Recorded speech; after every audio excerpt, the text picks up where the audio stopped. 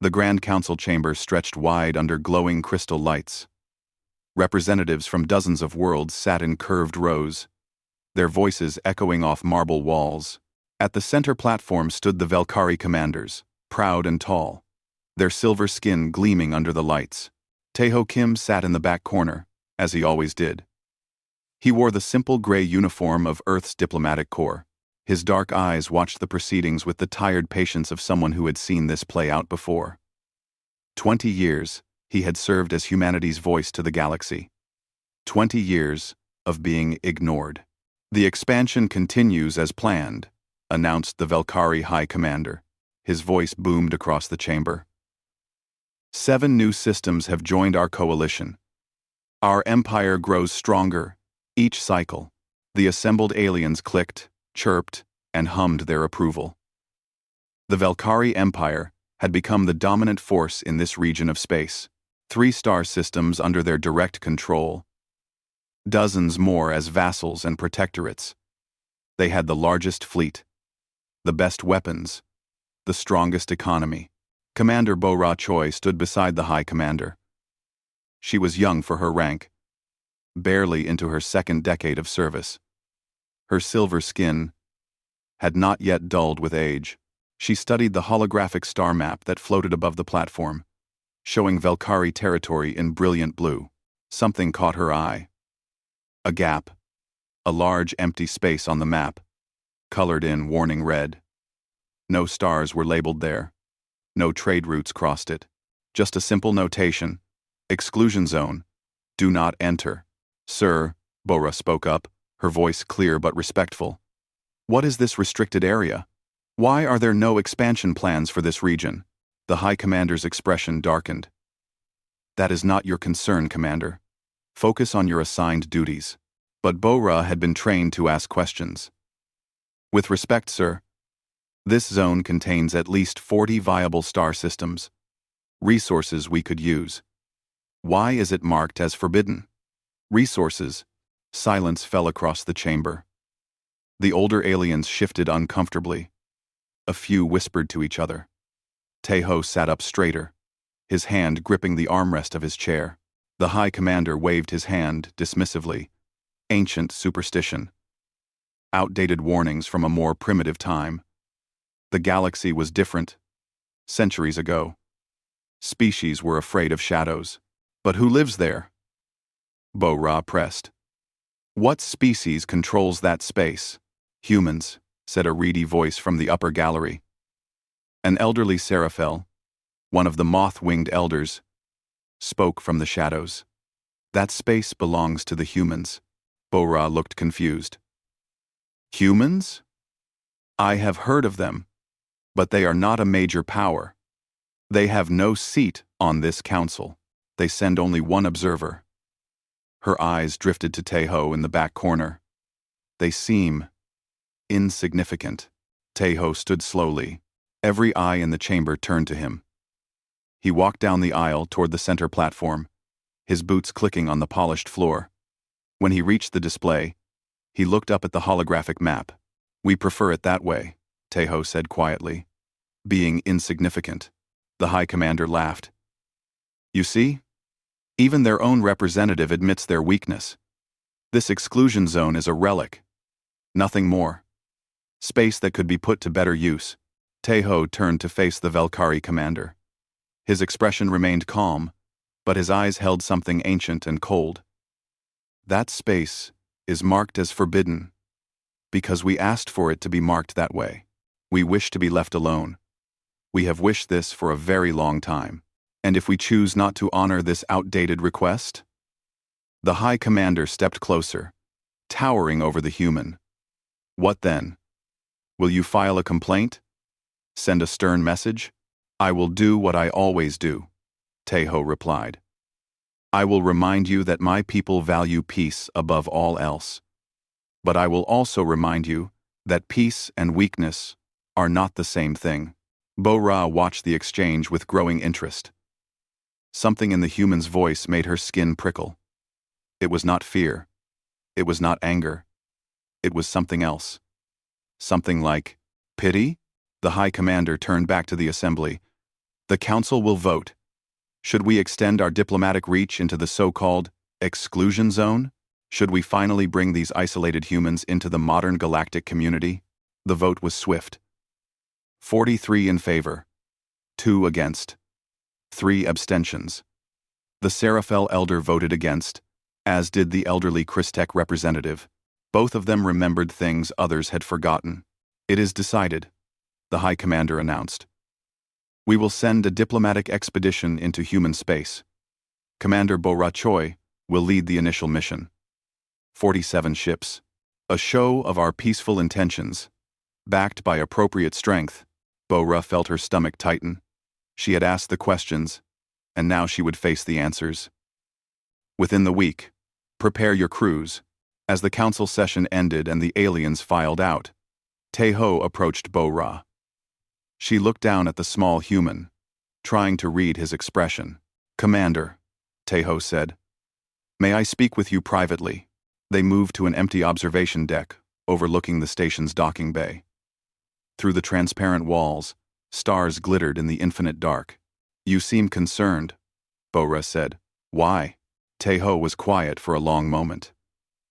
Because I know what happens next. I have studied history. I know what my people did when we were last disturbed. I do not want to see it happen again. Are you threatening us? No. Tae-ho shook his head. I am warning you. There is a difference. A threat is something you want to happen. A warning is something you desperately hope does not happen. Bo-Ra crossed her arms. Your people cannot stand against the Velkari Empire. We have thousands of ships. The finest warriors in the galaxy. What do you have? Velkari. Time. Tae-ho said simply. We have had 800 years of uninterrupted time. Time to build. Time to prepare. Time to remember why we wanted to be left alone in the first place. You speak in riddles. Tae-ho turned to leave, then paused. Commander, please.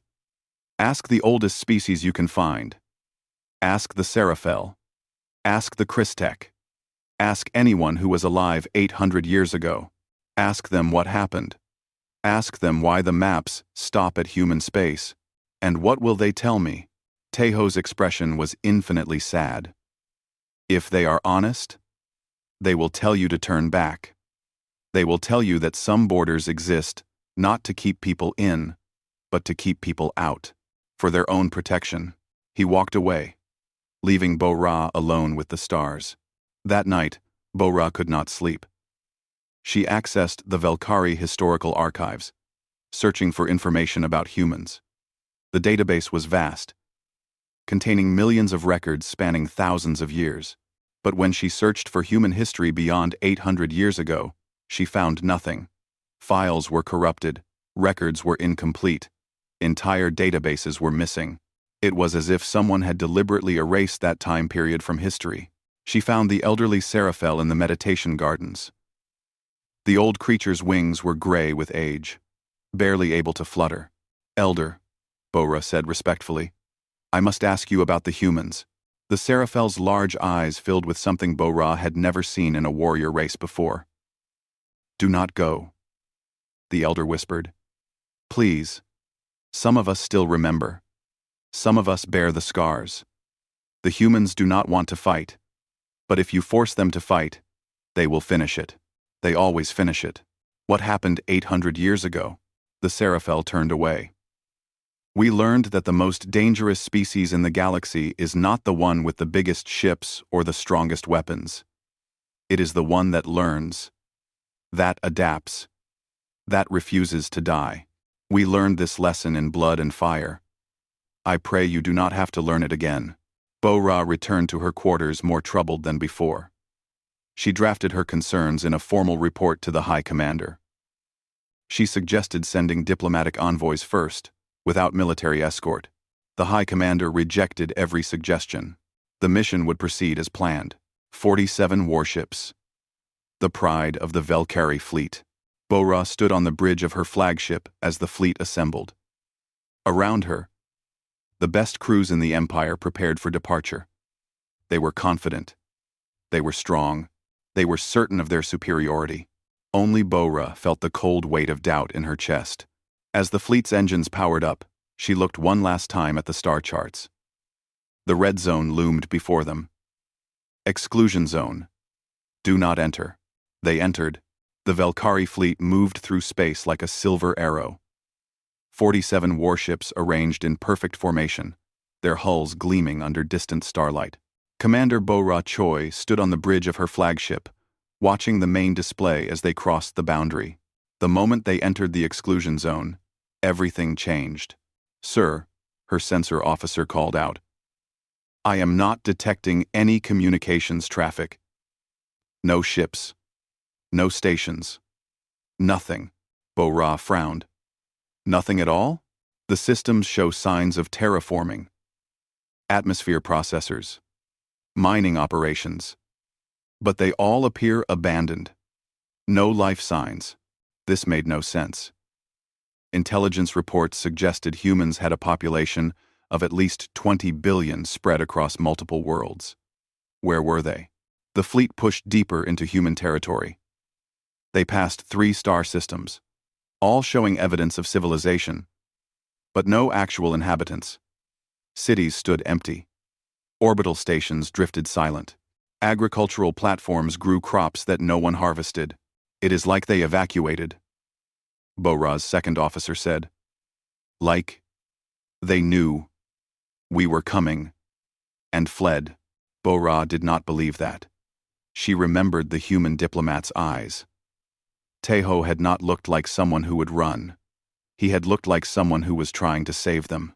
"Sir, we are picking up a structure ahead," the sensor officer announced. "Large space station. It appears operational." Bo-Ra studied the display. The station was massive, easily capable of housing 10,000 people. Its lights were on. Its reactors hummed with power. But again, no life signs. "All ships to high alert," Bo-Ra commanded. "Battle stations." The High Commander's voice crackled over the communication channel from his command ship. "Commander Bo-Ra, you will take a boarding party and investigate that station. We need to know what the humans are hiding." "Understood, sir." Bo-Ra selected 20 of her best warriors. They armed themselves with pulse weapons and wore full combat armor. The boarding shuttle detached from the flagship and approached the station slowly, scanning for threats. The station's docking bay doors opened automatically. No resistance. No challenges. Just an empty bay, with lights guiding them to a landing pad. The warriors emerged from the shuttle with weapons ready. The station's interior was pristine. Clean corridors stretched in every direction. The air was fresh and breathable. Emergency signs glowed softly, written in dozens of languages including Velkari. "This is too easy," one of the warriors muttered. Bo-Ra agreed, but orders were orders. "Spread out. Teams of 5. Search every level. Report anything unusual." They moved through the station like ghosts. Every room they entered was empty but maintained. Computers hummed quietly. Life support systems functioned perfectly. In the living quarters, beds were made. In the cafeteria, food synthesizers stood ready to produce meals for people who were not there. Bo-Ra reached what appeared to be the station's command center, a large circular room with displays showing star charts, system diagnostics, and ship tracking data. In the center of the room stood a single holographic projector. As she approached, it activated. A human woman appeared in the projection. She wore a simple black uniform with no insignia. Her dark hair was pulled back from her face. Her expression was calm, but infinitely sad. "My name is Mi-Young Park," the woman said. "If you are watching this, it means you did not heed our warnings. It means you crossed the boundary we established 800 years ago. It means the galaxy has forgotten what we tried so hard to help them remember." Bo-Ra stood transfixed by the hologram. "We did not want this," Mi-Young continued. "We have spent centuries in isolation, hoping that peace would hold, hoping that the treaty would be honored. But you are here now, and so the choices have been made." The hologram's expression hardened. "You were warned. We did not want this." But we will finish it. We always finish it. The projection ended. The room fell silent. Then alarms screamed across the fleet communication channels. Contacts! The sensor officer's panicked voice erupted from Bo-Ra's communicator. Multiple contacts decloaking. Ships appearing all around us. Bo-Ra ran back to the docking bay. Through the transparent walls, she could see them. Human warships materializing out of nothing. They had been there all along. Invisible. Waiting. The ships were not like anything Bo-Ra had ever seen. Sleek black hulls that seemed to absorb light. No windows. No unnecessary features. They were weapons. Pure and simple. Built for one purpose only. She counted them quickly. 30. No. 40. More appearing every second. They surrounded the Velkari fleet in a perfect sphere formation. Bo-Ra's shuttle raced back to her flagship. As she reached the bridge, the communication channel crackled to life. A human voice. Speaking perfect Velkari. Velkari fleet. This is Captain Hyun-Sik Jang of the Terran Defense Force. You have violated our territory. You have ignored our warnings. You have one opportunity to leave peacefully. Power down your weapons. Turn your ships around. Return beyond the boundary. You will not be harmed if you comply. The High Commander's response was immediate and arrogant. Human vessel. You are outnumbered. We count 47 Velkari warships against your 40. We possess superior firepower and technology. Stand down and prepare to surrender your territory for peaceful integration into the Velkari Empire. A long pause followed. Then Hyun-Sik's voice returned, quieter now. You were warned. All ships, open fire, the High Commander commanded. The Velkari fleet unleashed their weapons. Energy beams lanced through space. Missiles streaked toward the human ships. It was a coordinated strike, the product of centuries of military doctrine and training. The human ships moved. Bo-Ra had never seen anything move so fast. The black vessels shifted and weaved through the weapons fire, like dancers in a deadly ballet. Their movements were not just fast. They were predicted. It was as if they knew where every shot would be before it was fired. Then the humans returned fire. The first Velkari ship exploded before Bo-Ra could even register what hit it. Then another. Then 3 more. The human weapons were unlike anything in the Velkari arsenal. Kinetic projectiles moving at impossible speeds. Energy weapons that punched through shields as if they were not there. Missiles that swarmed like living things. Adapting to countermeasures in real time. Evasive maneuvers, Bo-Ra shouted. Her ship lurched sideways, narrowly avoiding a projectile that would have split them in half. Around her, the fleet was disintegrating. Ships that had taken years to build were reduced to debris in seconds. The humans were not just fighting. They were executing. Every shot found its target. Every movement was precise. Every tactic was perfectly countered. Bo-Ra's tactical display showed the numbers dropping. 47 ships. Now 40. Now 35. Now 30. They are not even scratched, her weapons officer reported in horror. Our weapons are hitting them, but their hulls are absorbing everything. Target their engines, Bo-Ra commanded. Disable them, but it made no difference. The human ships continued their deadly work with mechanical efficiency. They were not angry. They were not cruel. They were simply finishing it. 17 minutes. That was how long the battle lasted. When it ended, only 3 Velkari ships remained intact. Bo-Ra's flagship and 2 others. The rest were either destroyed or so badly damaged they were drifting hulks. The High Commander's ship was gone, vaporized in a single, devastating strike from Hyun-Sik's vessel. The human fleet held position, surrounding the 3 survivors. The communication channel opened again. Commander Bo-Ra Choi. Hyun-Sik's voice was tired. You are alive because we chose to let you live. Your ship and the 2 others have been marked. You will return beyond the boundary. You will tell your people what happened here. You will tell them why the maps stop at human space. Bo-Ra's hands shook as she gripped the command chair. Around her, her crew stared in shock at the displays. Young warriors who had thought themselves invincible now knew true fear. Why?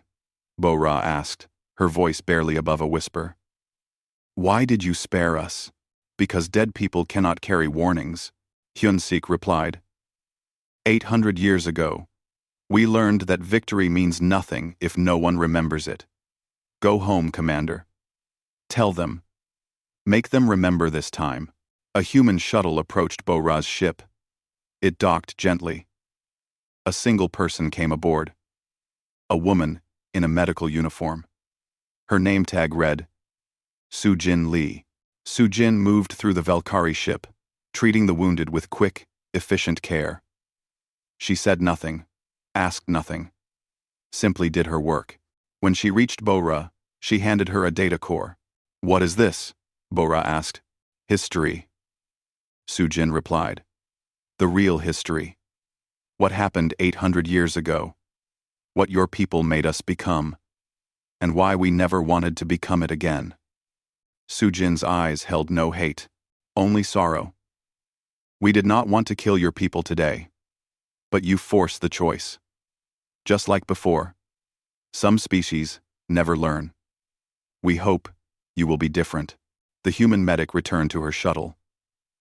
The 3 surviving Valkyrie ships, battered and broken, turned toward home.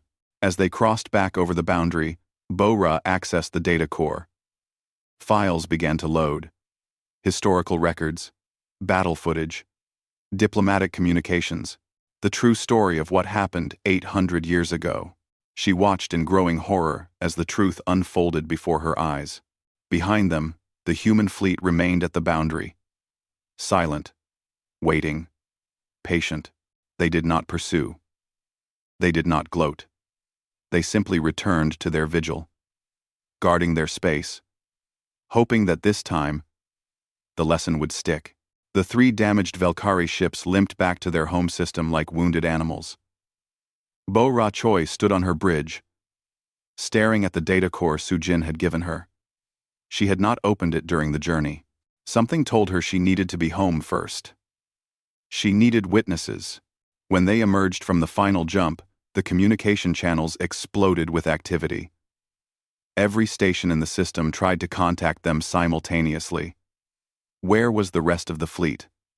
What had happened? Why were they not responding? Bo-Ra ignored them all. She sent a single message to the Galactic Council. Emergency session required. Priority maximum. Humanity has responded. The council chamber was packed. Every species had sent representatives. News of the Valkyrie fleet's destruction had spread across the galaxy in hours.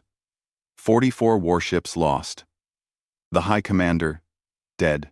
The survivors returning with tales of impossible human technology. Tae-Ho Kim sat in his usual corner, but this time, he was not alone. The chamber's eyes kept drifting to him, wondering, worrying, calculating. Bo-Ra stood at the center platform. Her silver skin was darker now, marked by burns from her damaged ship. She had not taken time to heal properly. This was too important. 47 ships entered human space, she began. Her voice was steady but hollow. 3 returned. The humans destroyed our fleet in 17 minutes. They were not even trying hard.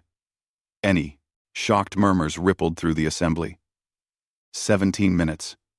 The Valkyrie fleet had been the pride of the Empire, trained for decades, equipped with the finest weapons. 17 minutes. Impossible, a representative from the Torvan Collective shouted. The Valkyrie military is the strongest in this sector. How could primitive humans? They are not primitive, Bo-Ra cut him off. We were wrong. We were all wrong. And because we were wrong, thousands of my people are dead. She activated the holographic display.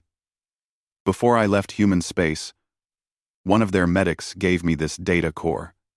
It contains the truth. The truth that has been hidden from us. The truth that some species in this chamber already know, but chose not to share. Teho watched quietly. His expression showed no satisfaction, no anger, only infinite weariness. Bora inserted the data core. The holographic display flickered to life, showing star maps from 800 years ago. I need someone to explain what happened. I need someone who was there to tell us the truth. Who will speak? Silence filled the chamber. The older species looked at each other. No one wanted to be first. No one wanted to admit what they had done. Finally, the elderly Seraphel rose from the upper gallery.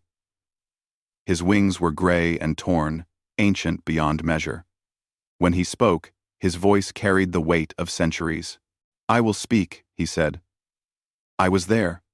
I fought in the unification wars. I bear the scars. I remember what we forget so easily.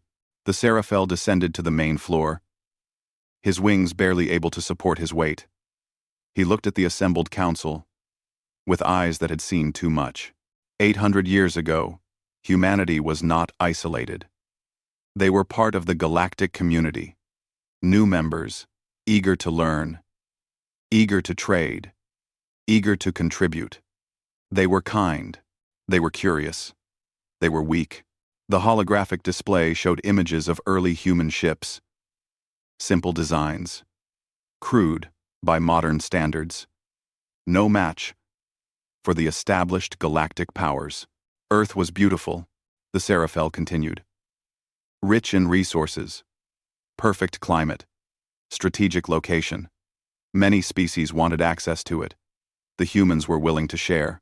But sharing was not enough for some. Bora activated the next file. It showed a coalition forming. 12 species, including the ancient Velkari clans, meeting in secret. Planning. A coalition was formed. The Seraphel's voice grew darker. 12 species decided that humanity was too weak to properly manage their world.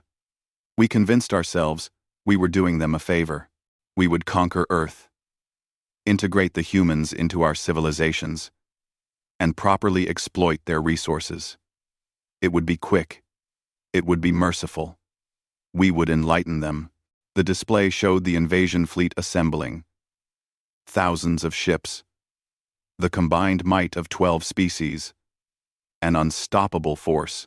We attacked on a day humans call Tuesday, the Seraphel said. They were unprepared. Their defenses were minimal. We expected surrender within days. The hologram showed the initial invasion. Human ships destroyed. Cities burning. Millions dying. We took Earth in 3 months, the Seraphel continued. The surviving humans fled to their colonies on Mars and the outer planets. We thought it was over.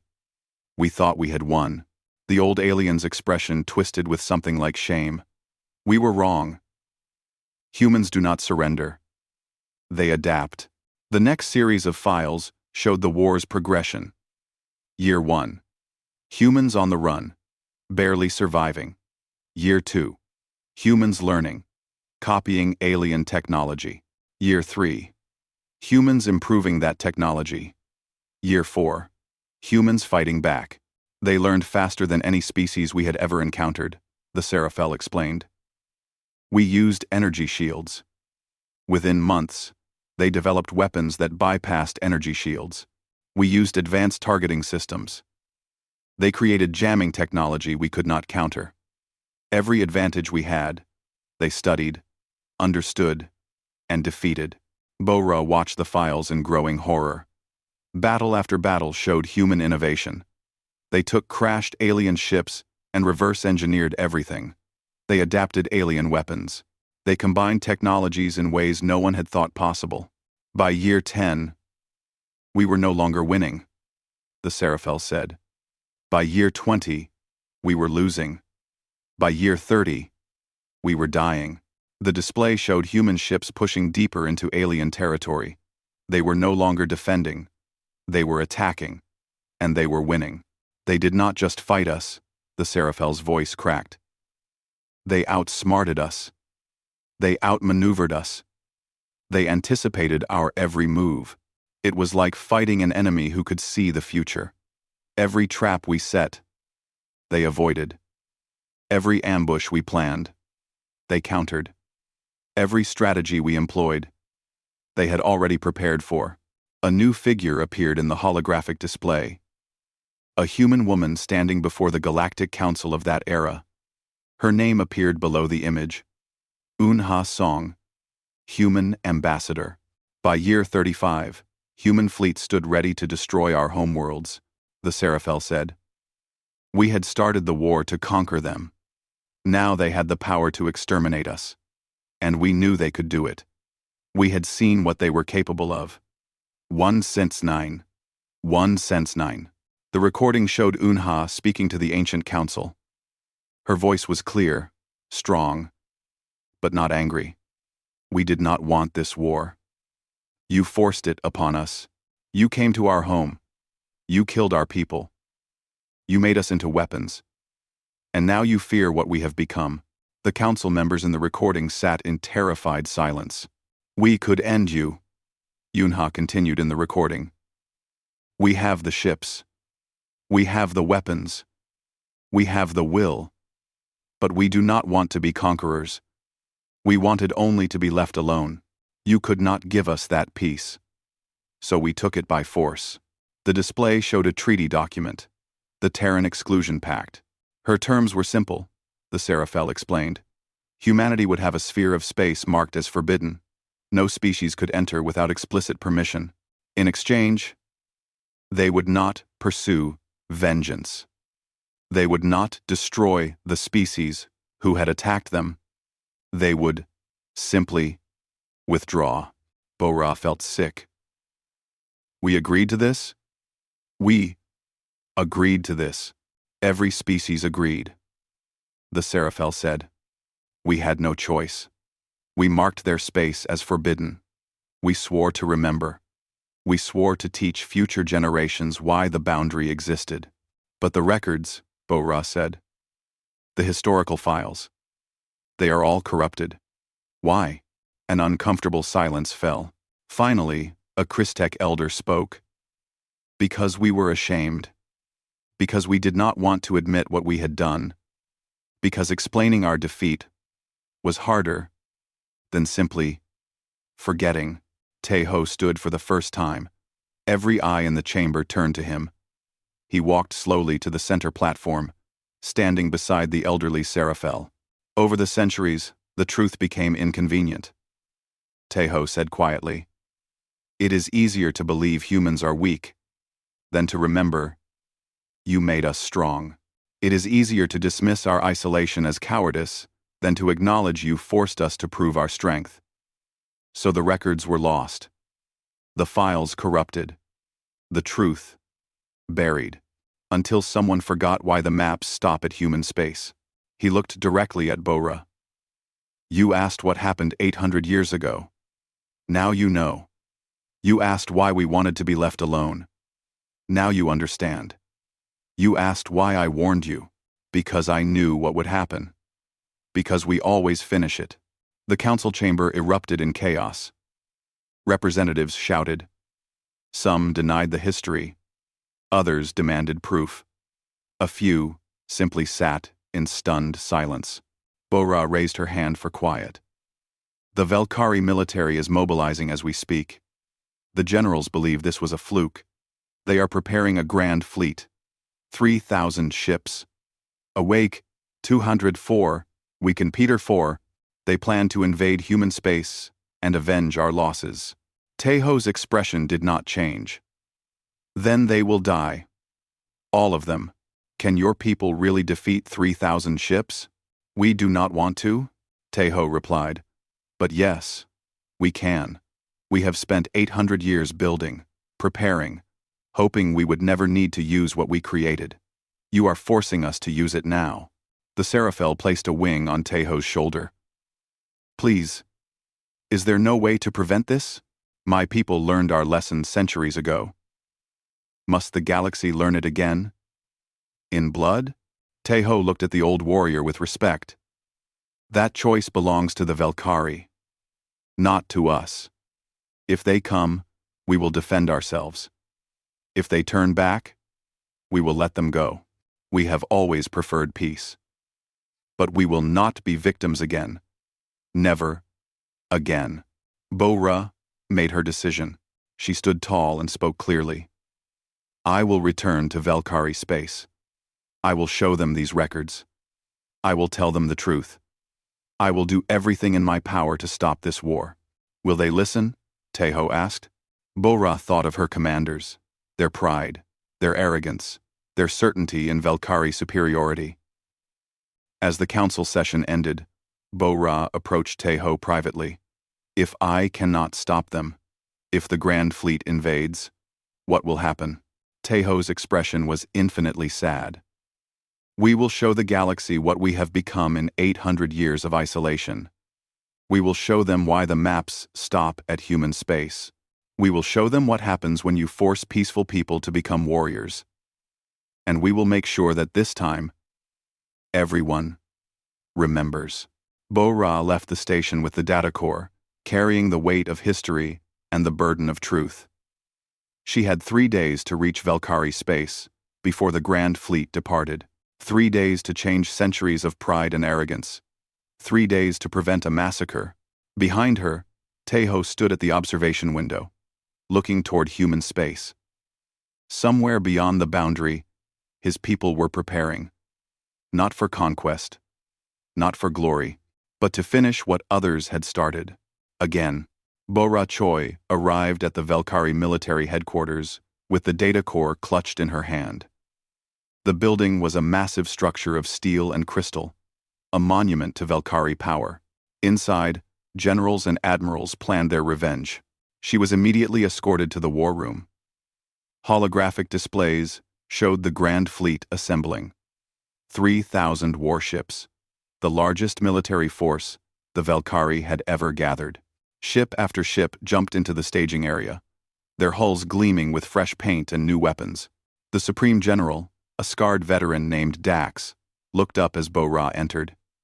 Commander Choi, you survived the human ambush. Good. Your testimony will be valuable when we plan our attack. It was not an ambush, Bo-Ra said firmly. It was a defensive response. We invaded their territory. They defended it. General Dax waved dismissively. Semantics. The fact remains. They destroyed our ships. They killed our people. This cannot stand. Intention. Bo-Ra placed the data core on the conference table. I need you to watch this. All of you. Before you send 3,000 ships to their deaths. 1 Peden 7. Deaths? Another admiral laughed. Commander, you faced 40 human ships with an outdated fleet. We are bringing 3,000 of our newest warships. The humans cannot possibly watch the core. Bo-Ra's voice cut through the room like ice. The generals exchanged glances but activated the holographic display. For the next hour, they watched in silence as history unfolded before them. The invasion of Earth. The 40-year war. The human adaptation and evolution. The treaty. When it ended, the room was quiet. Then, General Dax spoke. Propaganda. Human lies. Designed to make us fear them.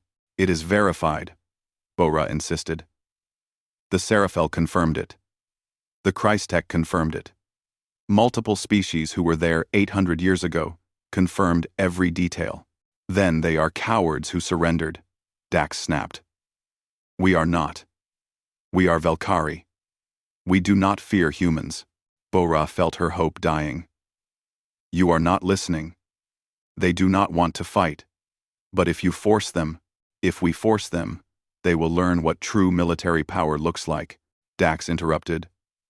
The Grand Fleet departs in 6 hours. You will lead the forward strike wing. Consider it an honor. And if I refuse, then you will be tried for cowardice and stripped of rank. Choose, Commander. Bo-Ra looked around the room. Every face showed the same arrogant certainty. They had not learned. They would not learn. Not until it was too late. I will lead the forward wing, she said quietly. But know this. When we fail, When we die, the responsibility will be yours. General Dax smiled coldly. We will not fail. We are Velkari. 6 hours later, the Grand Fleet assembled in space. 3,000 warships arranged in massive battle groups. The largest military force ever gathered in this region of space. Crews were confident, weapons ready, engines humming with power. Bora stood on the bridge of her new flagship. Around her, young officers who had never seen real combat prepared for glory. They believed the propaganda. They believed in Velkari's superiority. They did not understand what waited for them beyond the boundary. The order came through. All ships, jump coordinates locked. Destination: human space. Operation: reclamation begins now. 3,000 ships jumped simultaneously. Space twisted and folded. When they emerged, they found themselves deep in the exclusion zone. For the first hour, nothing happened. They encountered empty systems, just like Bora's first expedition. No resistance, no ships, just silence. They are hiding, General Dax announced from his command ship. All groups, advance to the next waypoint. We will draw them out. They jumped again. And again, pushing deeper into human territory.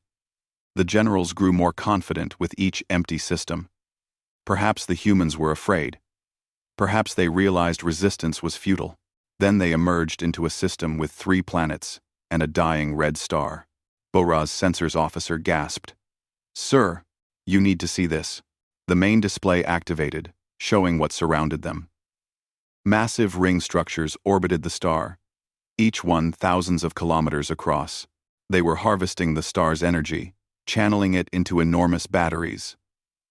Dyson rings, theoretical constructs that the galaxy believed impossible to build, but humans had built them. Dozens of them. Around the outer planets floated weapon platforms the size of moons. Automated defense stations bristled with weapons. Manufacturing facilities churned out ships and ammunition in a never-ending production line. They did not just prepare, Bora whispered. They industrialized war itself. A single transmission cut through all communication channels. A human voice, calm and measured. Velkari Grand Fleet. This is Admiral Kiwu Nam of the Terran Defense Force. You have crossed the boundary.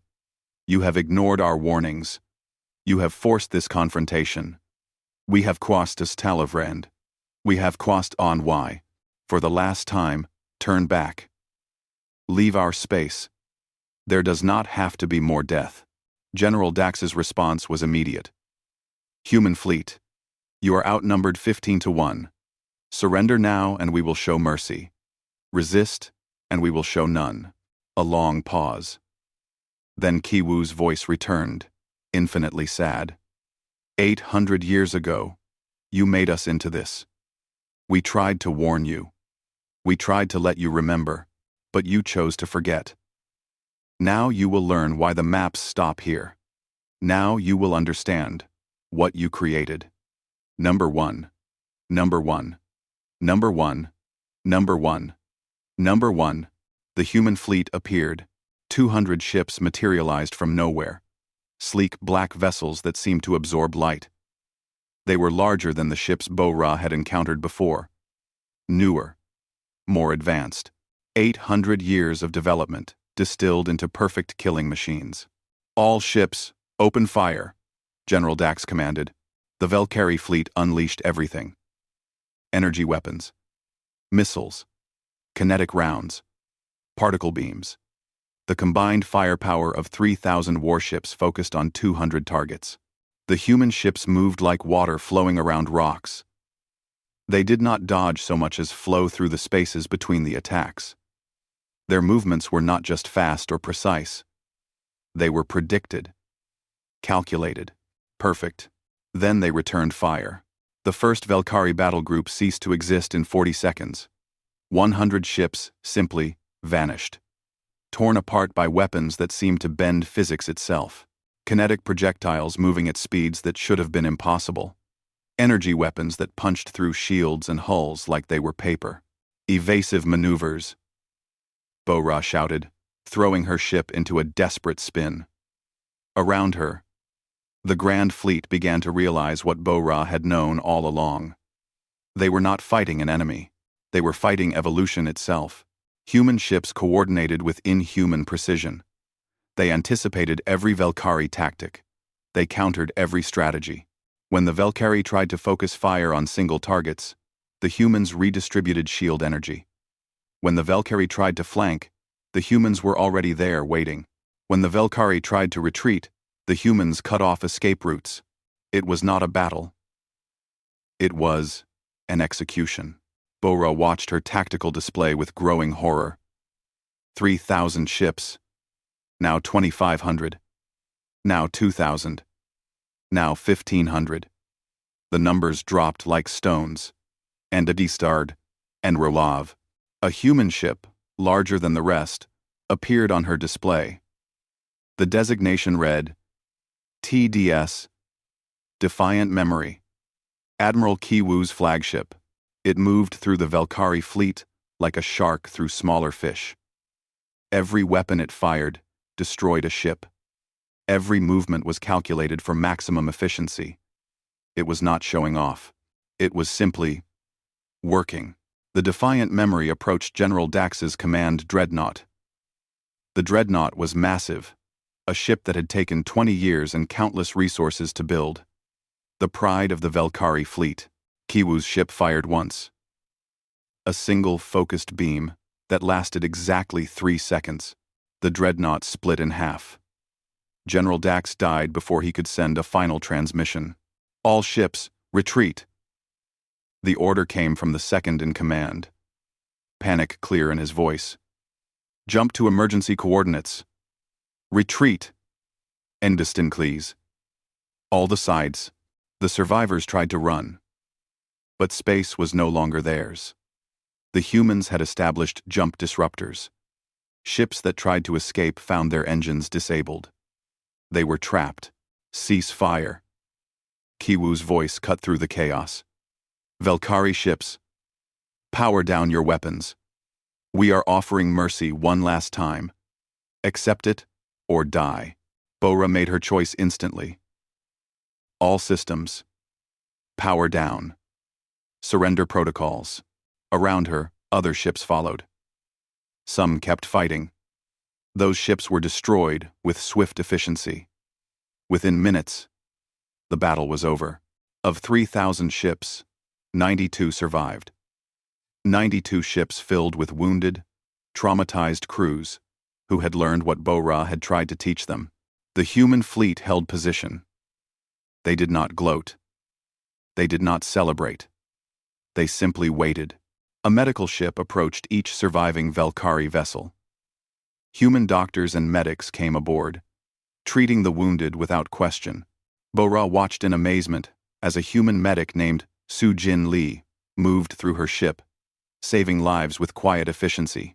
You came back, Bo-Ra said, recognizing her. Su-Jin nodded sadly. We hoped you would convince them, but we prepared for this. We always prepare. Kiwu's transmission reached all surviving ships. You will return home. You will tell them what happened. You will explain that humans do not seek war, but we will not be victims. The boundary remains. The maps stop here. Anyone who forgets will learn the same lesson you learned today. Bo-Ra looked at her shattered fleet, at the debris field that had been 3,000 proud warships, at the human ships that had barely taken damage despite being outnumbered 15-1. We never had a chance, did we? She asked Su-Jin. The medic was quiet for a moment. No. But we gave you chances to avoid this. We warned you. We begged you. We showed you mercy when we did not have to. We did everything except let you hurt us. Because that, Commander, is something we will never allow again. The 92 surviving ships were escorted back to the boundary. The human fleet stopped exactly at the line and went no further. As Bo-Ra's damaged ship crossed into Velkari space, she looked back one last time. The human ships remained at their posts, Silent guardians of a space they had bought with blood 800 years ago. She understood now. The maps did not stop at human space because humans were weak. They stopped because everything beyond that line had learned not to cross it. And those who forgot suffered the price. The Velkari homeworld fell silent when the survivors returned. 92 ships out of 3,000. The largest military defeat in their history. The pride of their empire reduced to wreckage floating in human space. Bo-Ra Choi stood before what remained of the Velkari government. The Supreme General was dead. Half the military command was dead. The confidence and arrogance that had defined their empire for centuries had died with them. "We surrender," the acting premier said simply. "Send our terms to the humans. Whatever they want, they can have it." Bo-Ra shook her head. "They do not want anything from us. Impossible. Victors always demand something. Territory, resources, slaves. The humans are not like us," Bo-Ra replied. She activated the holographic display, showing recordings from the battle. "They do not want to conquer. They do not want to rule. They want only what they have always wanted: to be left alone." Within hours, the Velkari government formally sued for peace. The message was sent through Tae-ho Kim, who had remained at his post throughout the conflict, waiting patiently for the inevitable conclusion. The Galactic Council convened an emergency session. This time, the chamber was different. Tae-ho no longer sat in the back corner. A place had been prepared for him at the main platform, beside the council representatives. But this time, he was not alone. A holographic projection showed Admiral Kiwoo-nam standing beside him. The human admiral wore a simple black uniform with minimal decoration. His expression was calm, but firm. "We did not want this," Kiwoo began. "We have said this for 800 years. We have isolated ourselves. We have marked our boundaries. We have warned anyone who approached. Still, you came. Still, you forced us to defend ourselves. Still, you made us kill your people." The council members sat in uncomfortable silence. No one dared speak. The destruction of the Velkari Grand Fleet had sent shockwaves through the entire galaxy. If humanity could do that to the strongest military force in the region, what could they do to everyone else? "We could continue this," Kiwoo said. "We could pursue the Velkari into their own space.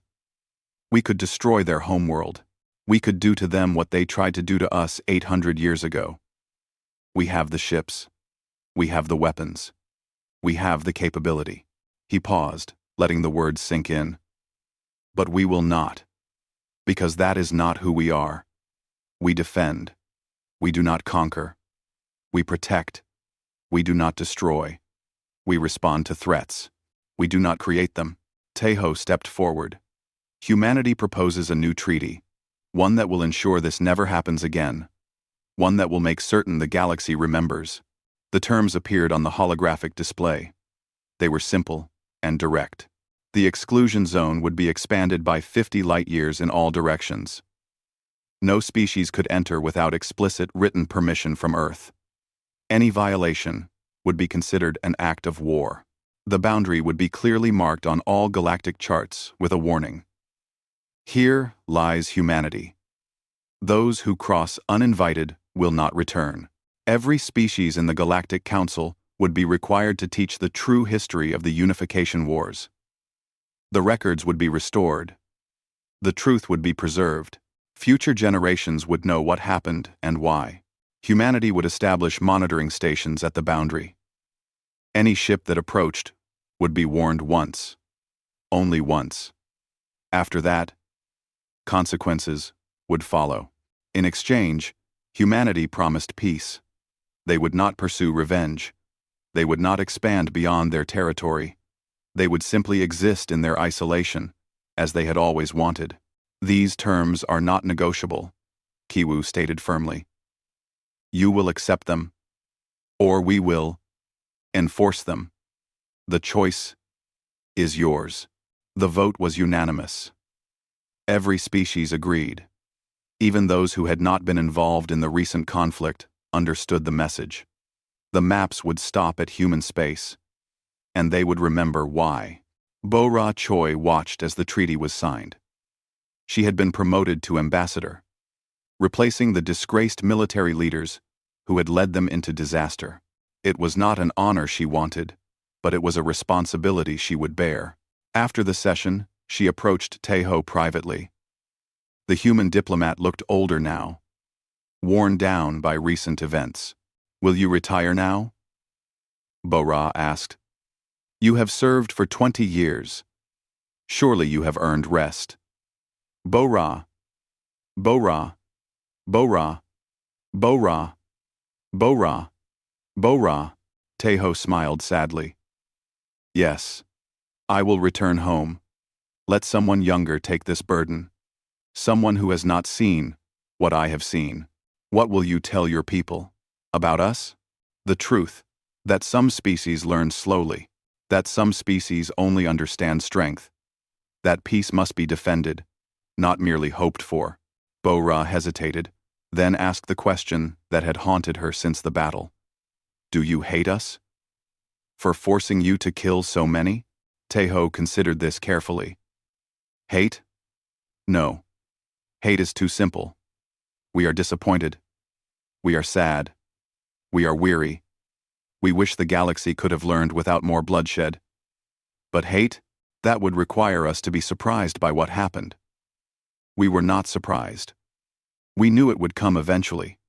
Humans are very good at predicting patterns, and the galaxy's pattern is clear. Might makes right, until might is proven wrong." He placed a hand on Bo-Ra's shoulder. "Make sure they remember this time. That is all we ask. Make sure that when my grandchildren are old, the galaxy still knows why the maps stop at human space." "I will," Bo-Ra promised. "I swear it." Taeho returned to Earth for the first time in 20 years. He stood in a memorial garden, surrounded by statues and monuments. Each one honored the billions who had died in the unification wars. Each one carried names and faces and stories of people who had been forced to become warriors. Admiral Ki-woo found him there, standing before a statue of Un Ha-song, the ambassador who had negotiated the first treaty. "Do you think it will hold?" Taeho asked. Ki-woo was quiet for a long moment. "For a while. Maybe a few centuries. Then, someone else will forget. Someone else will test the boundary. Someone else will force us to remember them why we are here. And we will defend ourselves again. We will finish it again," Ki-woo corrected. "Because that is what we do.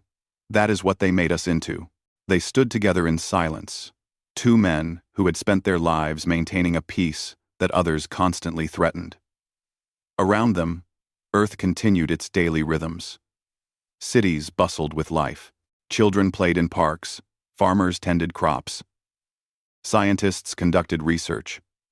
Artists created beauty. A peaceful world. A world that wanted nothing more than to exist in quiet isolation. But above that peaceful world, orbital stations bristled with weapons. Shipyards produced new vessels. Training facilities prepared new defenders. Research laboratories developed better shields, faster engines, more efficient weapons. Because peace was not the absence of capability. Peace was the presence of restraint. And humanity had learned long ago that restraint only worked when backed by overwhelming strength.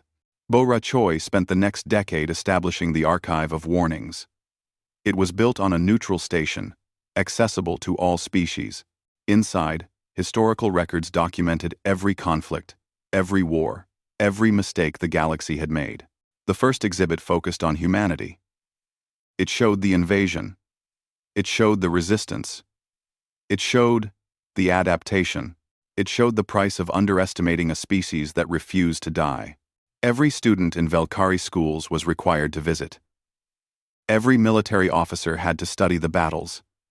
Every politician had to read the treaties. The truth was no longer hidden. The shame was no longer buried. Other species added their own warnings.